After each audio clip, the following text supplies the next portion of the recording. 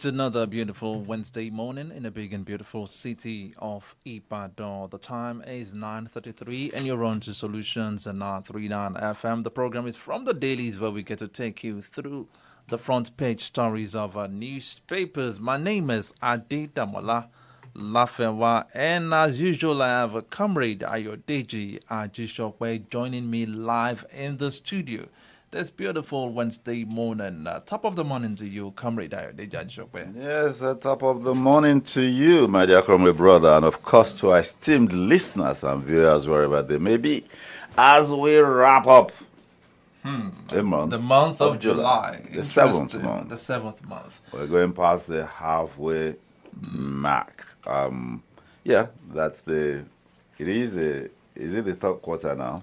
Yeah. Okay, we're still doing, is the third quarter? Yeah, the second month of the third quarter. Then we're going to the last one. Like you say, tick-tock, tick-tock. It's the clock. Okay, looking at the papers this morning, I have the Punch newspaper, the Guardian newspaper, the Nation newspaper, the Nigerian Tribune, and of course the Vanguard newspaper. Taking my first shot at the Punch newspaper from the cap headlines. This one says, North split over Tinubu marginalization claim.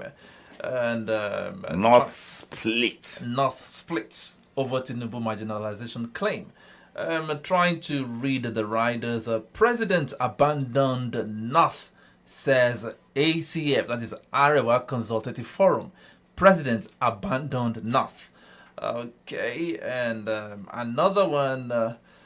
You see, where we get there anyway? Okay.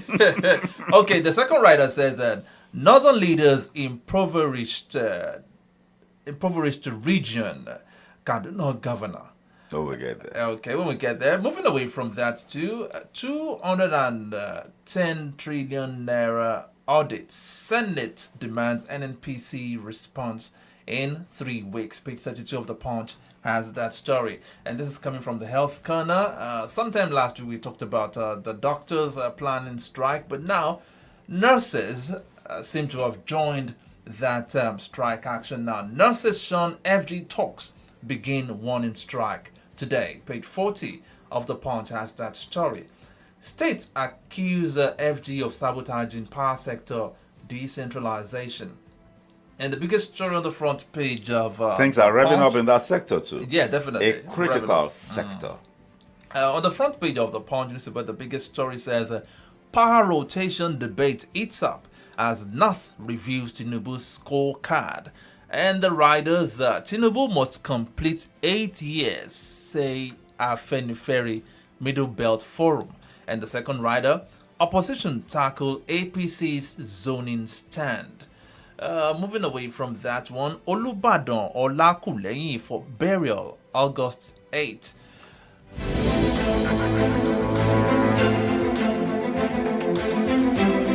Moving to the Vanguard newspaper, doctors and nurses threaten strike nationwide over poor welfare. Page 7 of the Vanguard newspaper has that story.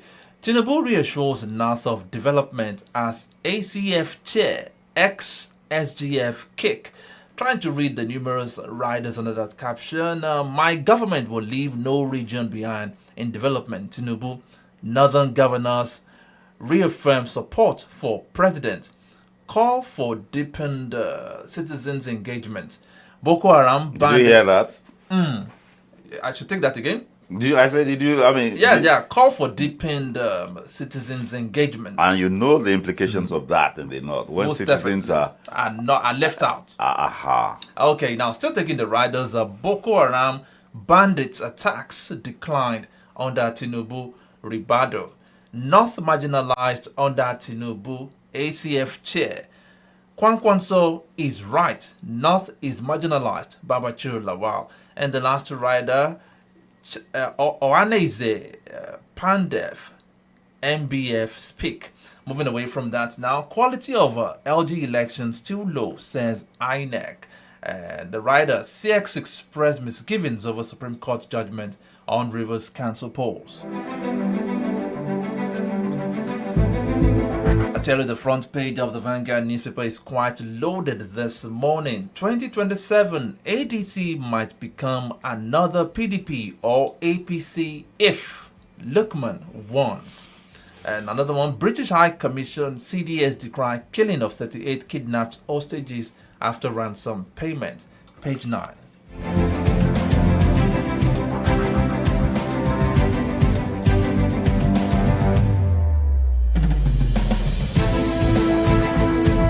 Looking at the top headlines on the front page of the Vanguard newspaper, IMF upgrades Nigeria's economic growth forecast to 3.4%. And the last one I'll be taking says, Saraki to supporters, I didn't direct anyone to join ADC. Page 10 of the Vanguard newspaper has that story.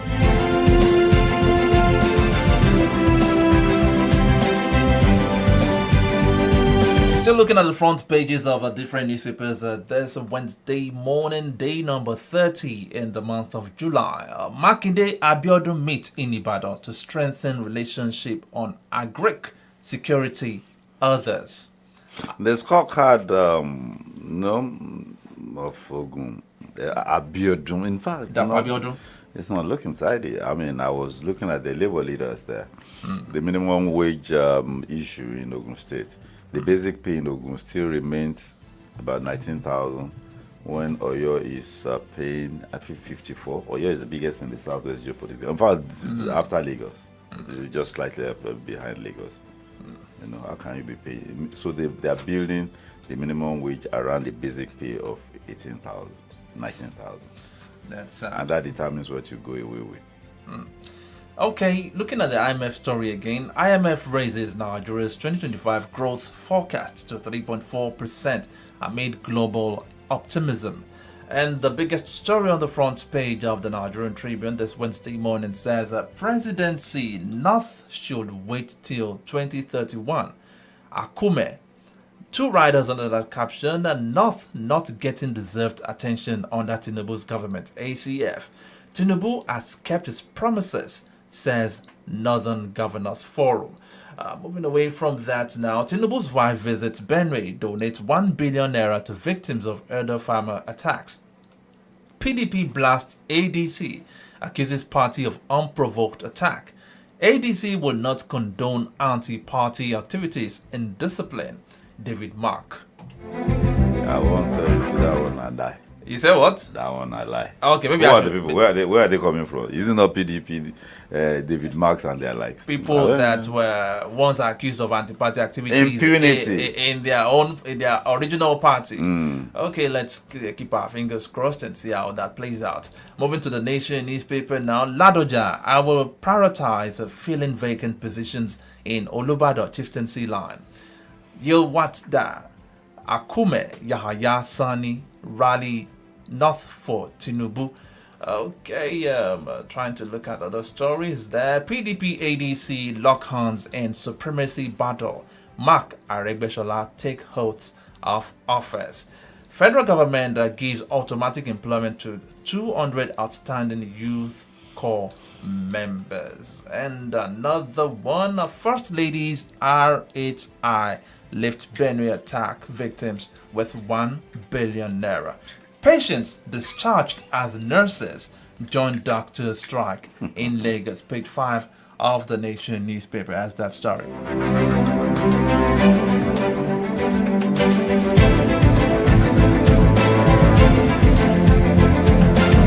Now, a quick look at the very last paper I have before me this morning. That is the Guardian newspaper. Mob lynches police officer's son for beheading brother in Ondo.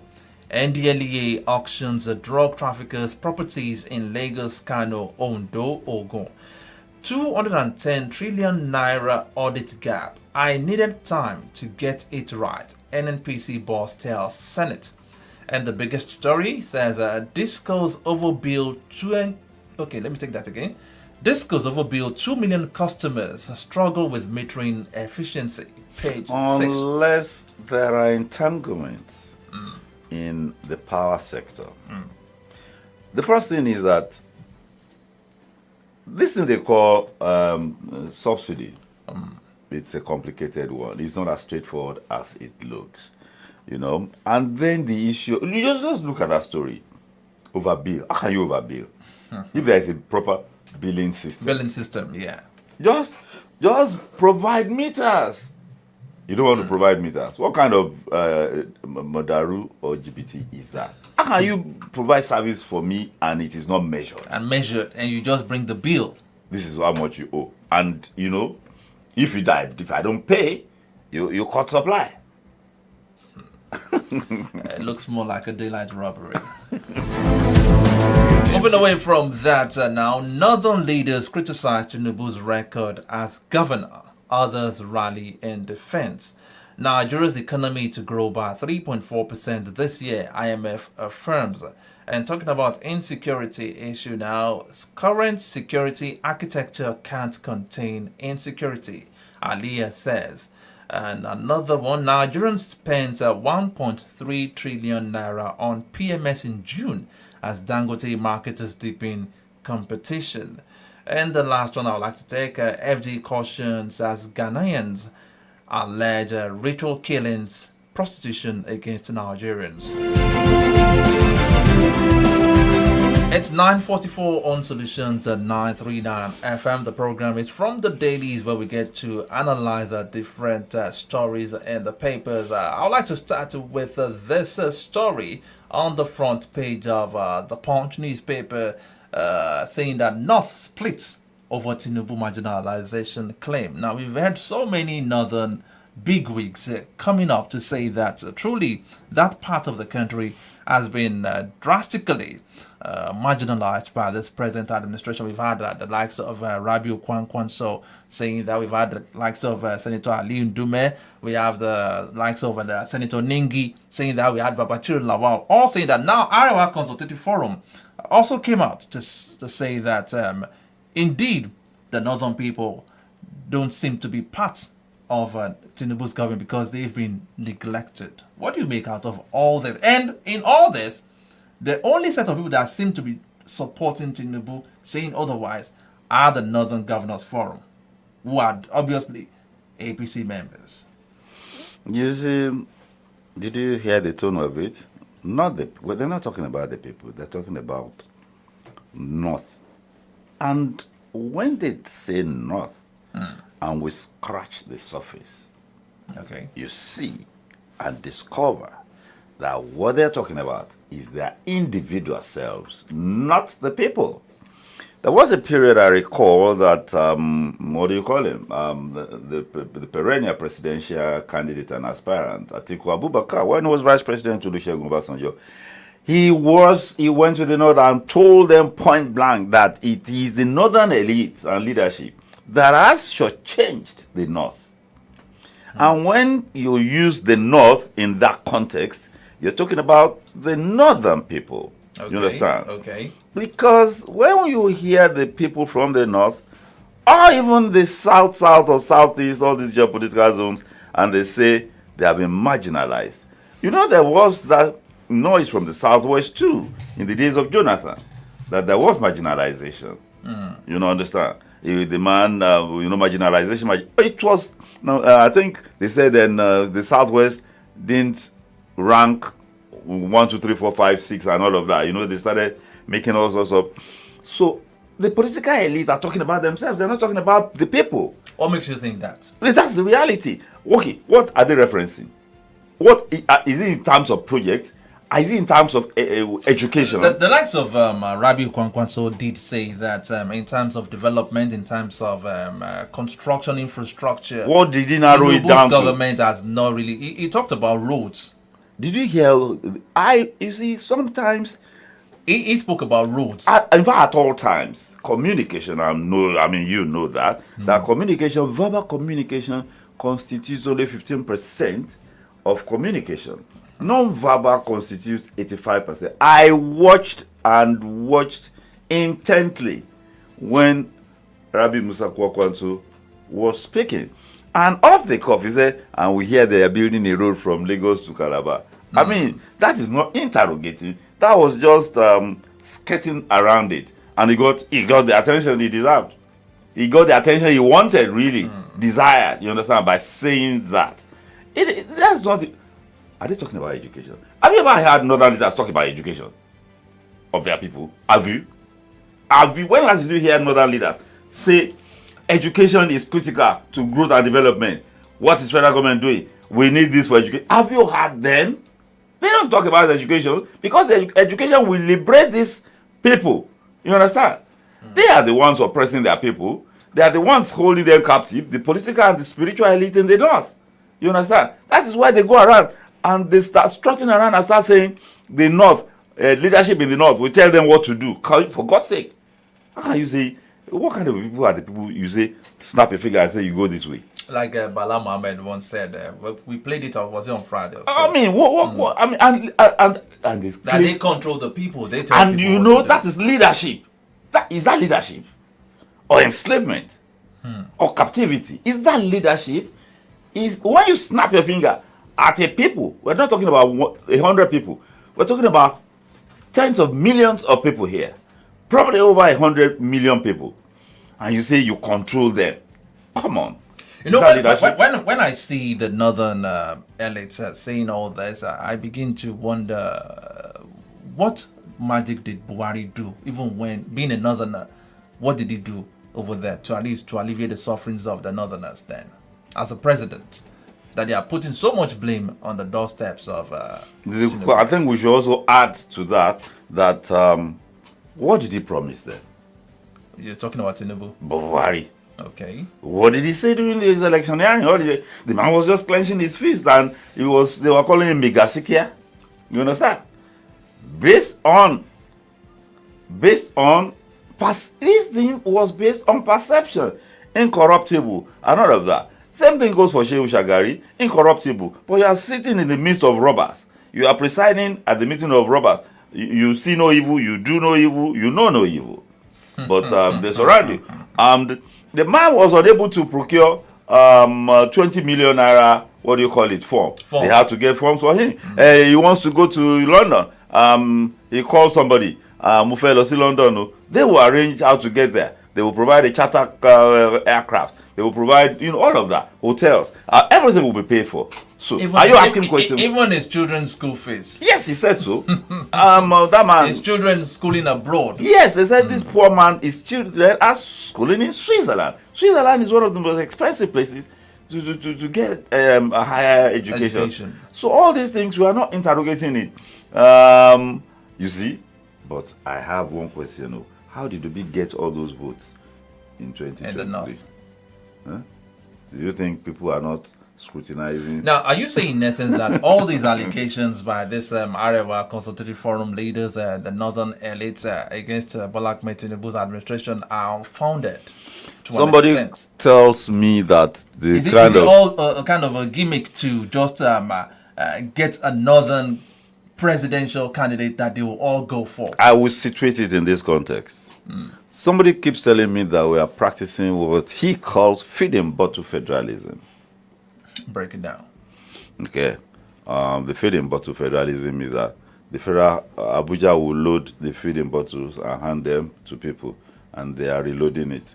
And I think maybe some feeding bottles are not being reloaded. And when feeding bottles are not reloaded, the babies will start yelling. It reminds me of when this tax reform bills were being raised. One of those people that stood against it and still standing against it is Ali Ndume, saying that it's like they are being marginalized. They are not getting what they should be getting. They are being cut off the supply in one way or the other. They have their own reasons for coming up with all this. One of the issues that was raised during the tax reform bills was that of yes, what do they call this thing that they distribute? 15%. What do they call it? The one they distribute, they collect and distribute. I'm trying to remember. Okay. Now, they said everybody is saying Lagos is the one that is collecting it. Whereas it is because the headquarters of Dangote, MTN, and some other companies are in Lagos. And everything is being VAT. VAT, yeah. That all the VAT is virtually being attributed to Lagos because the headquarters of the companies, the biggest contributors, Dangote, MTN, is located in Lagos. And the new proposition is, let us pin VAT down to where it originates from. How many calls originated from Kano? Attribute the VAT to Kano. Not just because VAT is paid by the headquarters of the company in Lagos, and you attribute all the calls, everything generated regarding calls and all of that by MTN, you attribute it to Lagos because the VAT is paid in Lagos. Let us locate it to where the calls and everything originated. Is that not equity? Is that not better than, Lagos is contributing 1 trillion and all of that? You see, when people do not understand how things goes, that is when they will start pulling wool over the face of the people.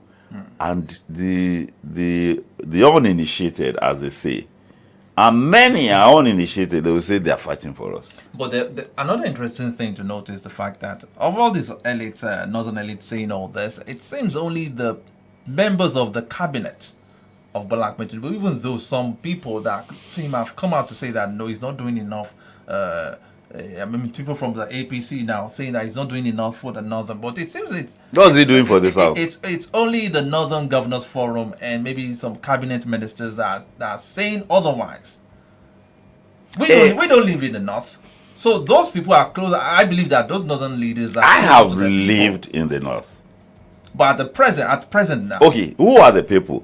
Leaders, leaders of the north, who have been in government or have been associated with government for God knows how long. Are they not the same people? Or in the corridors? Do you know there are some people who will not hold cabinet positions, who will not hold chairmanship positions and stuff like that, but will be influential in the corridors of power? In every presidency, in Buhari's presidency, Abba Kyari was influential. Yes, he was in a holding office as chief of staff, but we had his uncle. We have Buhari's uncle, who was living in the villa, who held the opposition. In the days of Obasanjo, we had that man from Ondo State. I forgot him, Otumba Fashawe. He was living in the villa. He was influential. He held no position. And then they start calling them leaders. Whereas, whose interest was this having there? Was this having the interest of the Yorubas? He was having his own personal interest. Now, because of our time now, with the North seeming to have split into two now, one in favor of Tinubu, one against Tinubu, do you see President Tinubu being able to scale through when it come 2027? I mean, to be able to win the 12 million votes in quotes now from that? Well, isn't it good that we're having this about 20 months to election? And actually, the northern leader said he still has the opportunity of, rebalancing. And what they are simply saying is, come and talk to us. Come and give us our own fair share of it. I think the man knows how to handle that. And talking about knowing how to handle that, last week we played what Rabiu Kwankwanso said as against Bola Ahmed Tinubu. But yesterday, do you know who went to the presidential villa to see the president? Rabiu Kwankwanso did. And I saw the picture of Rabiu Kwankwanso and President Bola Tinubu together. And what first came to my mind was that Bola Tinubu is indeed a master strategist. You see, the allure of power, the allure of office, I do not know which man will resist an invitation by any president. And more so now, we see them every day. You saw one of the footballers, the guy that was critical in Nigeria's midfield, Esther Okoronkwo. Did you see what she said about Tinubu? She said that in 2023 during the elections, the narratives, that was what she came away with, and that was what was on her mind. But when she met the president, they said the man is a completely different man. Just one meeting, not an intimate, not 1 hour conversation, not just a meeting, a handshake, and listening to the president. You see, of course, I kept saying that the president is a dreamer, and I remember Segun Showunmi said the same thing too after his first encounter, because I can remember what Segun Showunmi had been saying, criticizing the government of Bola Ahmed Tinubu. But first time he met Tinubu, the narratives changed. What's that magic stick that Tinubu holds? It is power. Look, power. When you are, it is not the man. It is about the aura. You are approaching, you are screened, and all of that. You get carried away by it and say, "This is it. I'm here with the president." You understand? So all of it, and you know there are possibilities. I mean, with that, you can put your feet in the door and gain access. You understand? If you know how to. And then so, regarding specifically Rabi Musa Kwankwaso, he wants to be president. He wants to be powerful. He wants to be relevant. And he's not joking. Look at how seriously he went after it in 2022. Forming a party. Single-handedly, I want to say, he had enough base to form a party. You understand? And look at, in spite of intimidation and everything, strong arm tactics in Kano, he won. He won overwhelmingly. And that is on his own steam. You can say it again and again that Rabi Musa Kwankwaso did that on his own steam that he has generated over a period of time. He lost election in Kano, second term election. He was appointed minister by Obasanjo. He came back and won again. You understand? So now he wants to be president. And he has proven his mettle and revalidated himself in a key state in Northwest, the state that holds the key to the Northwest. When you have Kano, just add probably Kaduna. You understand? Yes. And pick up and that influence alone. Look, you know what they call Kwankwasia. Everywhere he goes. So if that man is given the opportunity to put his door in the feet in the villa and grab the vice presidential ticket, that's the smartest, quickest way to the presidency. So much is at stake. So much is at stake. He cannot get it in ADC. In 2014 he was there too at Onika Stadium. I think Onika Stadium was there too. But of course, he didn't have the muscle, you understand? Because of the giants, the Atikus, what do you call them? Atiku and Bubu, Buhari that were there. He didn't have the muscle. But now he has tested it and don't rule anything out. Okay, it's 10 o'clock on Solutions 93.9 FM. It's still from the dailies, and we're talking political stories for now. Before we move to other stories, we have quite a number of political stories to talk about. Now, still talking about this split in the north now. It seems the ADC is leveraging on that split because the northern part seem to be bowing for ADC, has been said by former SGF Babachir Lawal. Let's take a listen at what Babachir Lawal had to say, saying that the northern people have decided to move with the ADC. What is the position of the stakeholder with regards to ADC as opposition coalition platform for 2027 election? Well, the truth of the matter is that we started out as what we call a consultative forum for northern politicians, but as the momentum was going on, it appears that the whole of the North have decided that they will join ADC. So now the distinction between what the National Political Consultative Group is and the ADC has blurred. So our people have encouraged us, have directed us, and have mandated us to organize ourselves in the manner that we will deliver whatever we want through the ADC. Is the North stakeholders willing to support the Northerners to succeed President Bola Ahmed Tinubu 2027? The ADC as a political party is a party that is founded on democratic principles. We are going to go to congresses and conventions to elect our representatives at the election. And whoever emerges, be it North, South, Central, West, whoever emerges at either the congresses or at the convention, ADC will support it, and the Northern Political Consultative Group will support that person. Now, back to the question with the split in the north. Do you see ADC leveraging on that? The man said that ACF actually started as a consultative forum for northern political leaders, politicians. Which interest do politicians pursue? Personal and self-group interest. So this claim that they are speaking for, I ask again, when they say the North has been marginalized, did they talk about education? Did they talk about the poverty? When IMF and all of these bodies are saying multidimensionally poor, they're talking about access to not just food, quality food, shelter, education, health. Did you hear them talk about all of that indices? You understand? Did they talk about indices that led the North? And when we look, let's even leave that. But the fact remains that, yes, you say the North is split. You see, let me give you Kaduna, for example.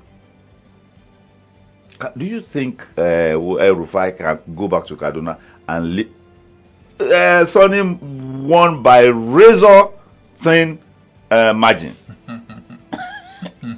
And the man was sitting. And I looked at Rufai on television. Rufai was saying, there is no pathway for Bola Ahmed Tinubu to the president. I said, why is this man? You know, I think I said something to that effect. Is the man, is this the new Nostradamus? Will he now go back to Kaduna? If you know the configuration of Kaduna and what Rufai inflicted, if you know the ethnic, cultural, and political configuration, he was so brazen that he did not even consider them in a second term, for the post of deputy. He ignored them, a critical mass of the state. And of course, he got his way. Now he's out of power, out of office. The man there now has to be mending fences because he's going to run for a second term and he knows he needs them. You understand? So that is the configuration. Let me tell you one thing. Go to Bauchi today. Ethnic groups, minor ethnic groups, who are not, I don't want to use the religious, card, but that's part of the configuration. Go to Adamawa. Don't even talk about Plateau and Benue. All you need to do is identify and play to the sentiments. Okay. There is no homogeneous North. Okay, comrade, because of our time, I have a lot of political issues to talk about this morning. It seems it's not just the northern split that the president has to deal with at the moment, because there seems to be a brewing split even within the APC itself. I mean, judging by this ANPP, ACN, and the CPC factions that came together to form the APC in 2014, because the national coordinator of Association of former ANPP members, that is Vitalis Ajumbe, he gave a press conference stating their grievances with the current APC structure, saying that the ANPP block of the APC is being marginalized. Let's take a listen at some of the things Mr. Vitalis Ajumbe said. Millions of our members across the country, where we reviewed issues concerning our membership of the All Progressive Congress, APC. We looked into our gains since we emerged with the former ACN and CPC to form the APC.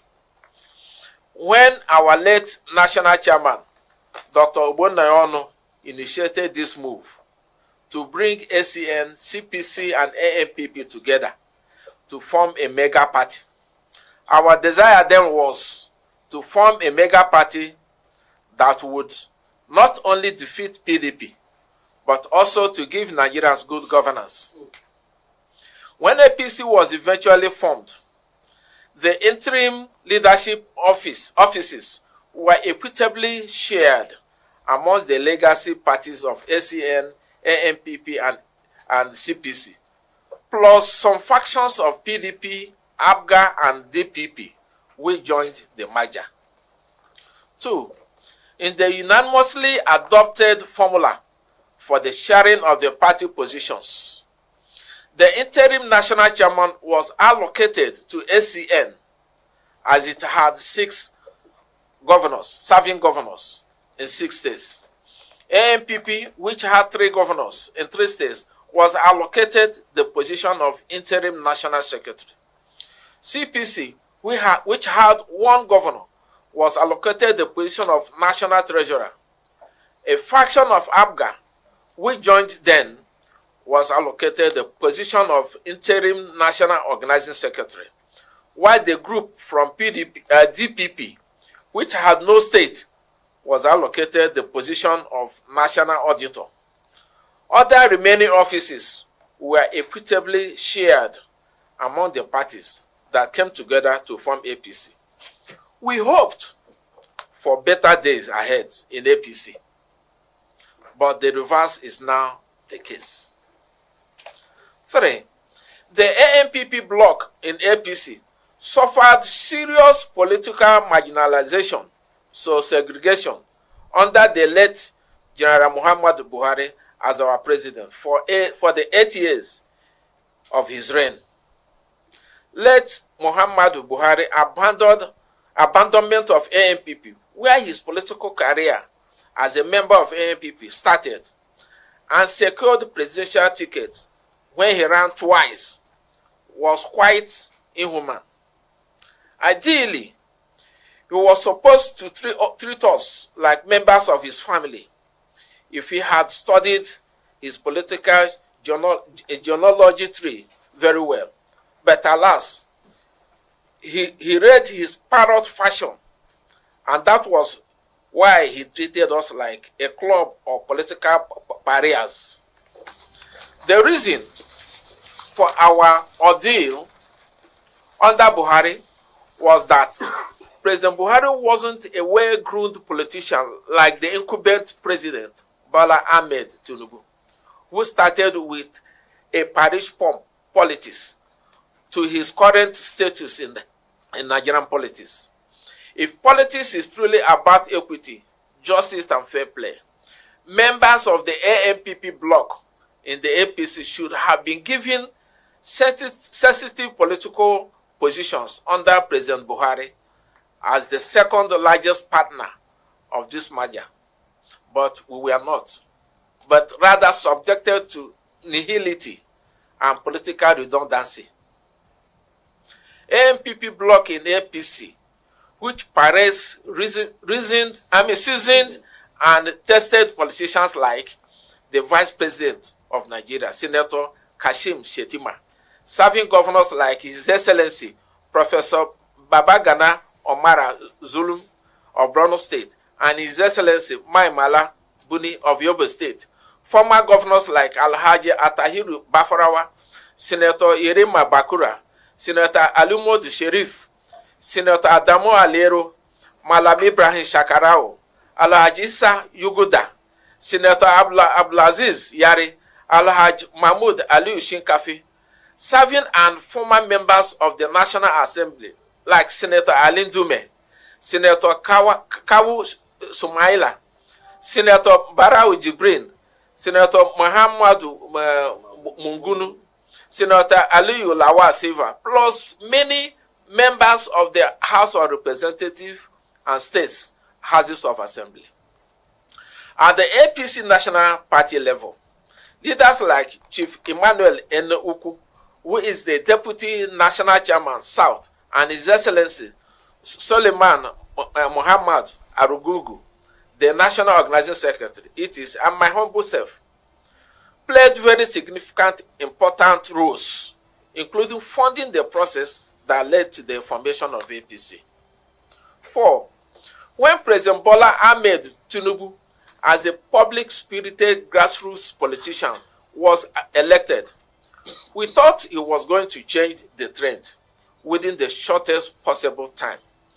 But, to our dismay, the situation is even getting worse under his renewed hope agenda. The bone of contention is that out of the appointments so far given out, ranging from ministerial, managerial, executive directorship, among several other plump surrogacy appointments under the Tinubu-led government, the ANPP bloc in APC has been conspicuously left out.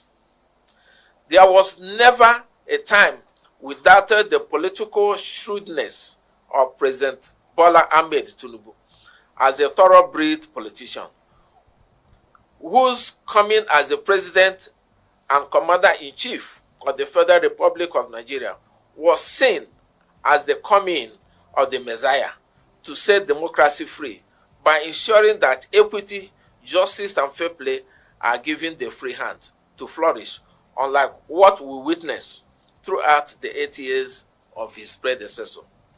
5. Vice presidential seat. The Association of the former ANPP members hereby calls on our president, Senator Bola Ahmed Tinubu, to ensure that the vice presidential seat is made sacrosanct for the ANPP bloc in the governing APC for the 2027 presidential election, as millions of the former ANPP members across the country who voted massively for the current ticket you are serving will be disappointed if you choose another person outside the ANPP bloc in the APC as their vice president. Our demands. The Association of Former ANPP members hereby demands from our president, Senator Bola Ahmed Tinubu, GCFR, the following. 1. Inclusivity. To offer our services to government and Nigerians, the APC government led by our president should consider our members by appointing us as board chairmen, ambassadors, ministers, heads of government agencies and departments. 2. Vice presidential seat. To remain sacrosanct for the former ANPP bloc in APC as the second largest contributor to the formation of APC. 3. Since the formation of APC, CPC bloc has ruled for 8 years under the late President Buhari. The SCM bloc is currently occupying the presidency. Fairness and equity demand that our president should hand over power to ANPP bloc when his tenure expires in 2031. 7. In the next couple of weeks, we shall start holding our states and zonal meetings to intimate our members on our resolutions. We are aware that Mr. President is too busy and may not be aware of the exclusion of the former ANPP bloc from the scheme of things in the APC-led federal government. And that is why we are bringing it to his notice.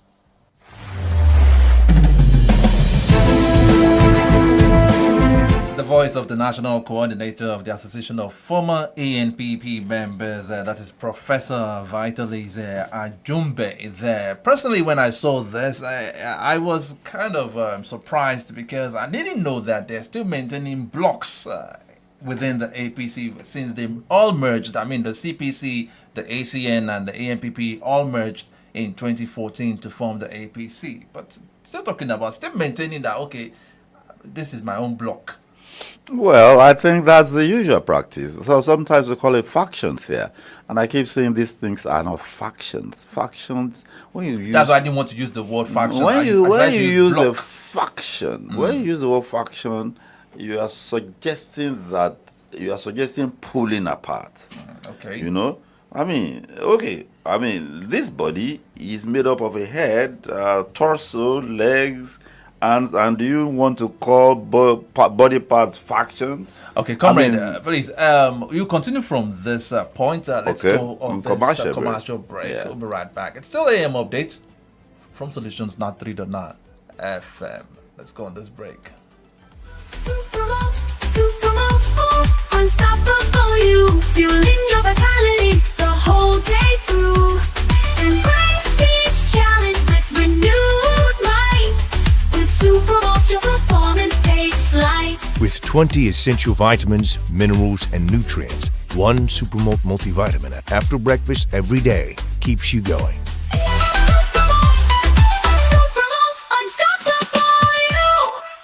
Your comfort is important. If you're looking for quality, classy, comfortable, and imported furniture, Johnson A. Nigeria Enterprise is a place for you. At Johnson A. Nigeria Enterprise, we've got wide range of top-notch imported furniture for you at affordable prices. Name it: sofas, royal marble dining set, executive furnitures of all kinds, banquet furniture, bed and dressing mirror, kitchen cabinet, and lots more. Our intention is to make you feel comfortable always by providing quality furniture, whether at home, office, hotel, lounge and bar, and so on. Hurry now. Contact us today at Johnson A. Nigeria Enterprise, shop number AA 80-20, Railway Shopping Complex, Aleshiloye Market, and shop 8A to 11, Railway Shopping Line, by Alalubosa Junction, Iyaganku Railway Crossing, Ibadan. Call 0802-303-0550 or 0706-225-2649. Johnson A. Nigeria Enterprise, home of quality furniture made for you.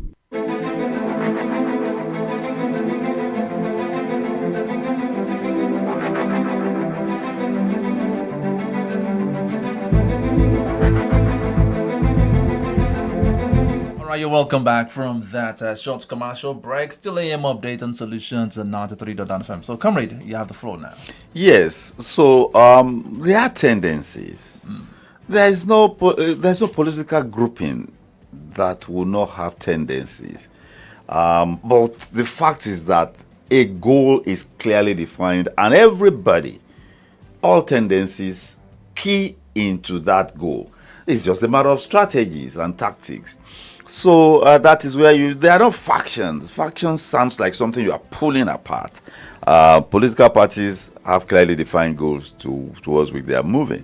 Now, it is quite interesting to hear them talk about the vice president. And they are coming up now when the vice president seems to be in some form of perceived jeopardy concerning his being on the ticket for 2027. I find it quite amusing. People may say, well, sponsored, or they are the ones, trying to connect to the vice president so that they can fly together and a lot of that. But there are speculations that Bola Ahmed Tinubu might drop Kashim Shettima. That's why I tried to create a nexus. Who knows? Politicians. And I'm sure that was what must have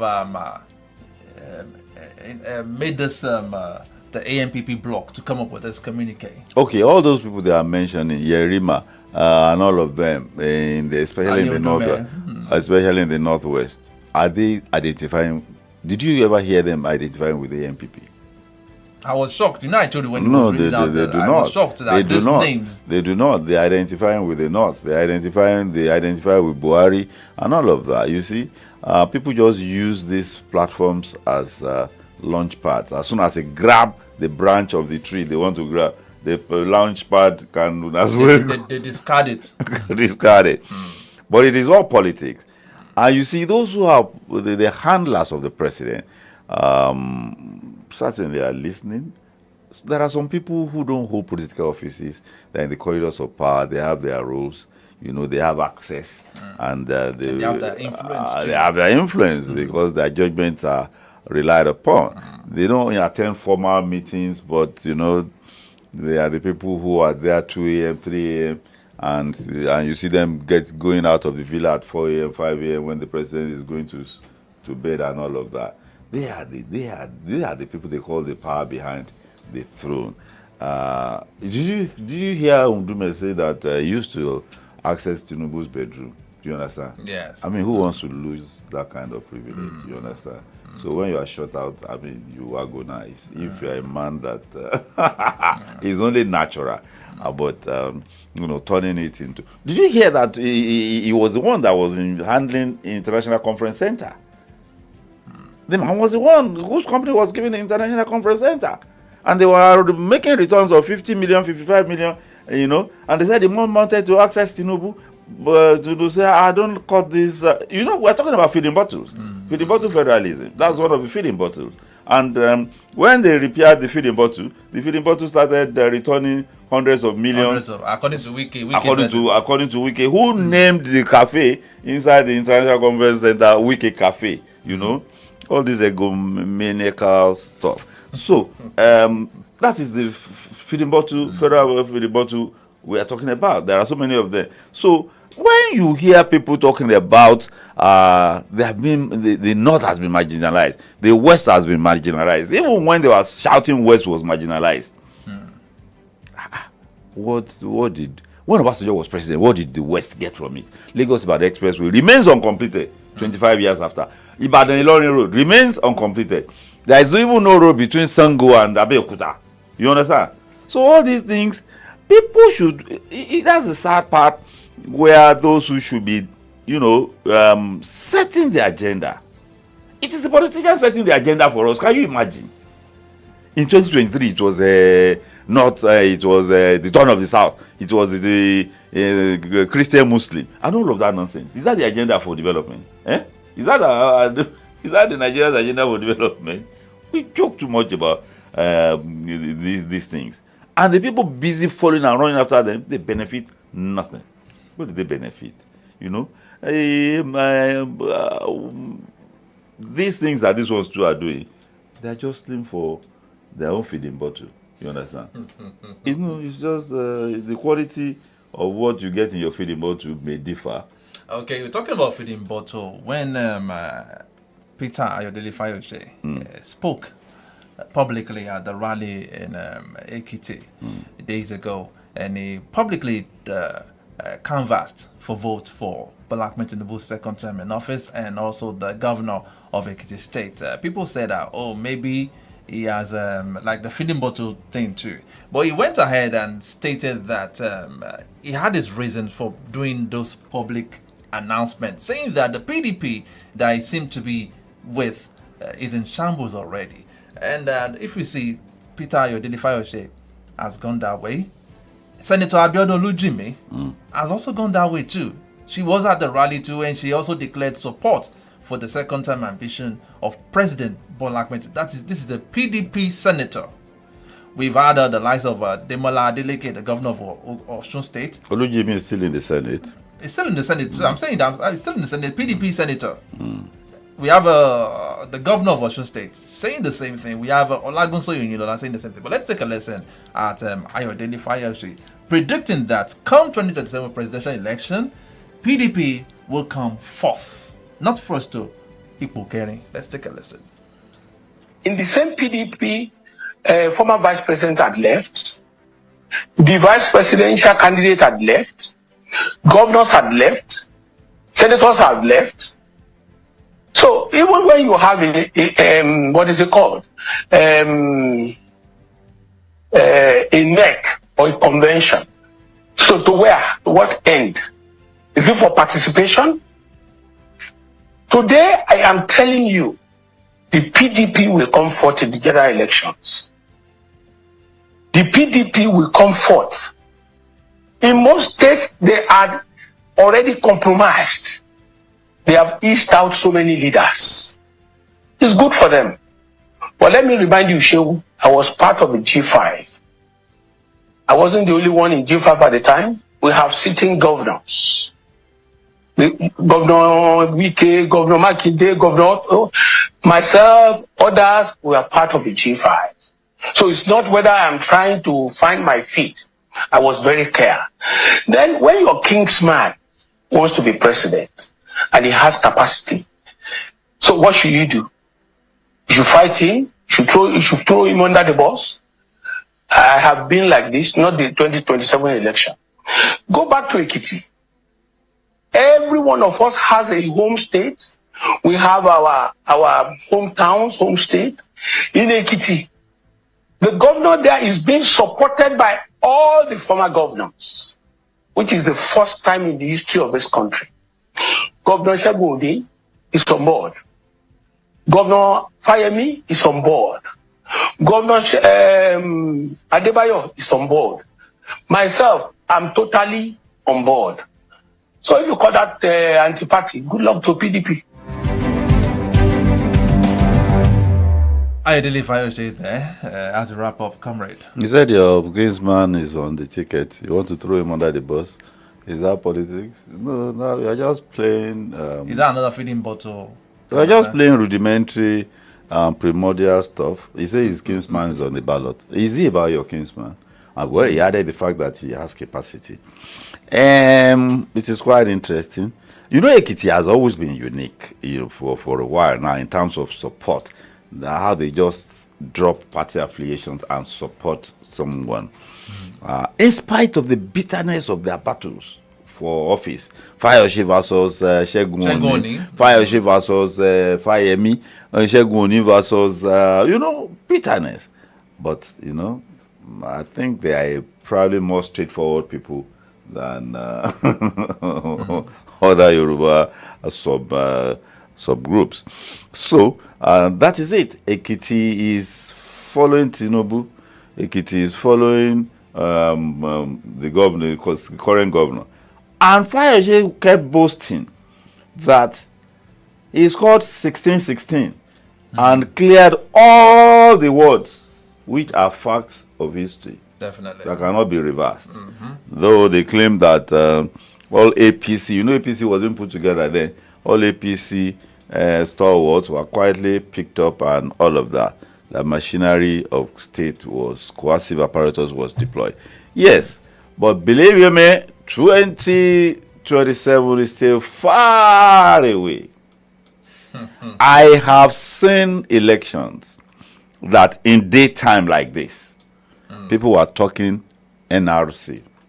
In the days of NRC and SB. And by the dead of the night, when politicians do their ward rounds, that town did, is it 180 or 360 ton? And reversed their position. And everybody, by the time they were going to the poll, knew where the town was going to go. So it's too long. It's too long a period to start drawing conclusions. People are posturing currently. People are making demands. This is the home run. And if you need our votes, give us what. And of course, if they're asking for 10, if they get 4, it's a pass mark. And then they will enjoy that one till 2027. So, in predicting PDP to come forth, shouldn't be taken seriously. Well, PDP has taken so much bashing from within. Looking at, you mentioned that many people that have left PDP in recent times. I mean, Abiodun Oluji, I saw an interview, because of our time I can't play it, because Abiodun Oluji also said that she's pitching a tent with Tinubu. And she's running for Senate. So that might cost her a senatorial seat if she's rerunning on the platform of PDP. Because the national elections are going one day. You understand? So she might lose to that bandwagon. And if she pitches a tent openly and forcefully enough, she will get a federal appointment as compensation. Okay. It's a chess game. It is. High stakes. I believe. Okay, Comrade Adejoshokwe, thank you very much for being a part of the program this beautiful Wednesday morning. My pleasure riding with you always, brother. Okay, AM Update returns same time tomorrow morning at 9:30. That will be with Favor Oloruntola. My name is Adi Damola Lafewa. Wishing you a winning Wednesday. Good morning.